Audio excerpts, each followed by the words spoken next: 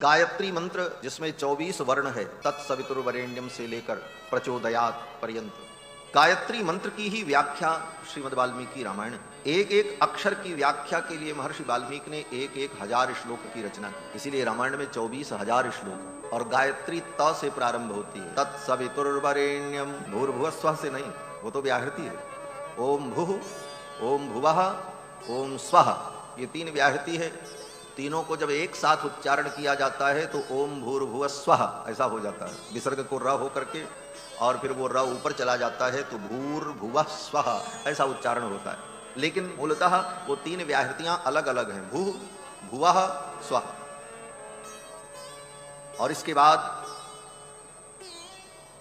चार व्याहृति और भी, इन तीन को, उन चार को मिलाने पर सात व्याहृतियां होती हैं। ओम भूः, ओम भुवः, ओम स्वः, ओम महः, ओम जनः, ओम तपः, ओम सत्यम। लेकिन गायत्री मंत्र, बोले गायत्री मंत्र तो तत्सवितुर से प्रारंभ होता है। जप करते समय गायत्री में व्याहृति को लगा करके ही जप किया जाता है, इसलिए ओम भूर्भुवः स्वः ऐसा बोलकर तब गायत्री का पाठ होता है। अब गायत्री की चर्चा आ गई तो दो चार महत्वपूर्ण बात इस संदर्भ में भी कह दें। पहली बात तो गायत्री मंत्र का जोर से उच्चारण नहीं करना चाहिए। ये तो बताने के लिए मैंने केवल गायत्री मंत्र के एक पद को, आगे वाले पद को बोला और अंतिम पद को बोला। पूरा मंत्र बोल नहीं सकते माइक से, विधि नहीं। आजकल लोग माइक में गायत्री मंत्र पढ़ रहे हैं। गायत्री मंत्र का ऑडियो लगा करके कीर्तन सुन रहे हैं, घर में बज रहा है तबला हारमोनियम पर। गायत्री मंत्र के विषय में जो शास्त्र में लिखा है, गायत्री मंत्र का उच्चारण करते समय, जप करते समय ओंठ भी नहीं हिलना चाहिए, दांत दिखना नहीं चाहिए, दांत पर दांत सटा हो, ओंठ पर ओंठ सटा हो और मन में गायत्री मंत्र चले। दंतान्नैव प्रकाशयेत, महर्षि याज्ञवल्क्य अपनी स्मृति में कहते हैं कि दंतान्नैव प्रकाशयेत, दांत दिखना नहीं चाहिए।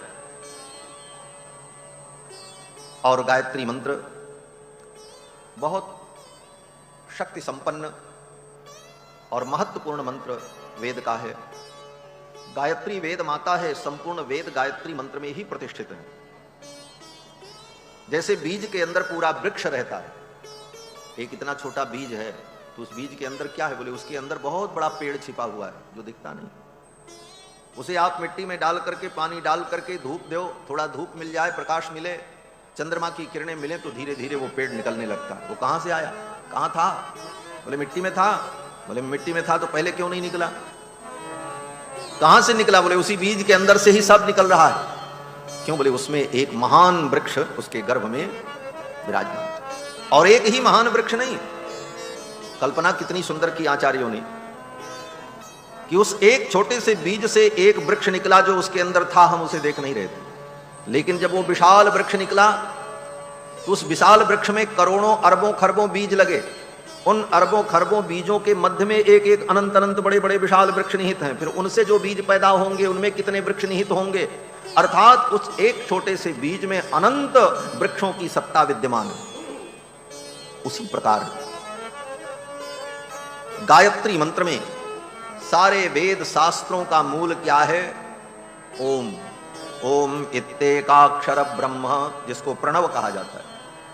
ओम में साब निहित है। ओम से ही व्याहृति प्रकट हुई, व्याहृति से गायत्री प्रकट हुई, गायत्री से चार वेद प्रकट हुए, चार वेद से सारे मंत्र निकले, वो सब पेड़ की डालियां और पत्ते सब निकलने लगे, अनंत वेद प्रकट हो गए। तो वह गायत्री मंत्र महान मंत्र है। परंतु गायत्री मंत्र के विषय में मर्यादाएं भी हैं, नियम भी। गायत्री मंत्र का जप पवित्र दशा में और पवित्र काल में किया जाता है।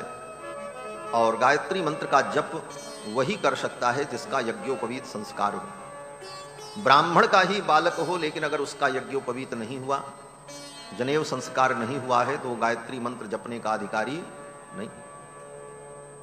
ब्राह्मण की पत्नी ब्राह्मणी हो, वो ब्राह्मणी वंदनीय है, उस ब्राह्मणी के चरणों में प्रणाम करके आशीर्वाद प्राप्त किया जा सकता है, वो ब्राह्मण की पत्नी है। परंतु गायत्री मंत्र जपने का अधिकार उसको भी नहीं। गायत्री मंत्र केवल पुरुषों के लिए, और उसमें भी जिनका यज्ञोपवीत संस्कार हो। ये सारे विधान गायत्री छंदसाम मातर ब्रह्म योने नमोस्तुते। आजकल लोग बच्चों को गायत्री मंत्र याद करा देते, और स्वामी जी आए, गुरु जी आए तो बड़े गौरव से कहते हैं, स्वामी जी हमारे बच्चे को गायत्री मंत्र याद है, बेटा सुनाओ। तो बच्चे ने सुनाया, सोचते बड़ा अच्छा काम किया। बोले उससे तुम पाप करवा रहे हो, उससे तुम पाप करवा रहे हो, गायत्री मंत्र का उच्चारण करा के उसके संस्कार बिगाड़ रहे हो। उसे भगवान का कीर्तन याद कराओ और श्लोक याद कराओ, कृष्णाय वासुदेवाय हरे परमात्मने प्रणत क्लेशनाशाय गोविंदाय नमो नमः, विष्णु सहस्रनाम याद कराओ, जो उसका अधिकार है। और उससे गायत्री मंत्र बुला करके सोचते हैं बड़ा पवित्र काम कर दिया। पवित्र काम नहीं किया, अभी तो उसे दोष लग गया। अनधिकृत व्यक्ति अनधिकृत कार्य करता है तो उसे दोष लगता है। यज्ञ यागादि समस्त कर्म, सारे वेद मंत्र सब कुछ अच्छे हैं, सब कल्याण के लिए ही बने हैं हमारे आपके, लेकिन किसके लिए क्या है यह भी जानना बहुत जरूरी है। सबके लिए सब कुछ नहीं है। हर मंत्र के, हर विधान के अलग अलग अधिकारी हैं और अपने अपने अधिकार के अनुकूल उनका उपयोग करना, यही धर्म की एक व्यवस्था है। जैसे मेडिकल स्टोर की सारी दवाएं बहुत अच्छी होती हैं और सब दवा प्राणियों के कल्याण के लिए बनी। मेडिकल स्टोर में जितनी दवा है वो किस लिए बनी? लोगों के दुख दूर करने के लिए। अब सारी दवाएं दुख दूर करने के लिए बनी हैं और मेडिकल स्टोर में भरी हैं हजारों दवाएं। अब आपको कोई दुख हो गया, कोई परेशानी हुई, तो आप अगर ऐसा सोच लो कि भाई मनुष्यों के दुख को दूर करने के लिए ही ये दवा बनी है और हमको दुख है तो हम कोई दवा उठा के खा लें। चले गए और कोई दवा ले ली, बिना जाने समझे खा लिया, परिणाम क्या होगा? बोले दुख तो दूर नहीं होगा, हो सकता मर ही जाओ, उल्टा ही कल्याण और काम बिगड़ जाएगा। तो वो मेडिकल स्टोर की दवा कल्याण के लिए बनी थी, लेकिन उसने आपका कल्याण नहीं किया। क्यों नहीं किया? बोले क्योंकि आपके लिए वो थी नहीं और आपने उसका उपयोग किया, इसलिए उसका उल्टा प्रभाव हो गया। उसी प्रकार वेद शास्त्र के जितने विधि विधान हैं सब कल्याण के लिए ही हैं और प्राणियों के कल्याण के लिए, लेकिन किसके लिए क्या दवा है ये जानना जरूरी है। ये कौन बताएगा?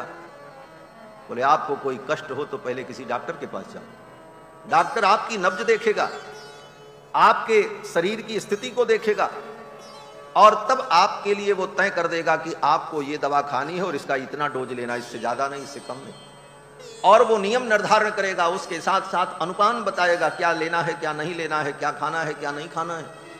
उन नियमों का पालन करते हुए उस दवा का आप सेवन करोगे तो आपके रोग की निवृत्ति हो जाएगी। उसी प्रकार ये धर्मशास्त्र एक महान औषधि का भंडार है जो प्राणियों के कल्याण के लिए है। और इसको किसने बनाया? बोले सबसे बड़े वैद्य जो भगवान हैं उन्होंने बनाया। भवरोग वैद्यम, भगवान संसार रूपी रोग के वैद्य हैं और उनके द्वारा ये निर्मित शास्त्र, इसकी एक एक पंक्तियां प्राणियों के कल्याण के लिए हैं, लेकिन किसके लिए क्या है ये जानने के लिए किसी डॉक्टर के पास जाना पड़ेगा। डॉक्टर का मतलब आचार्य, संत, गुरु, किसी ज्ञानी के पास जाकर के जब हम उसे पूछेंगे, उससे जानेंगे और वो जितना बताएगा हम उतना करने लग जाएंगे तो हमारा कल्याण हो जाएगा। इसीलिए संसार में गुरु की आवश्यकता होती है। और बहुत ज्ञान आपको हो जाए लेकिन जीवन में कोई गुरु नहीं मिला तो कल्याण नहीं होगा। भगवान शंकर हो चाहे ब्रह्मा हो, गोस्वामी तुलसीदास जी महाराज कहते हैं कि गुरु बिन भव निधि तरई न कोई, जो बिरंच शंकर सम होई। गुरु बिन भव निधि तरई न कोई, गुरु बिन भव निधि तरई न कोई, जो बिरंच शंकर सम होई, जो बिरंच शंकर सम होई।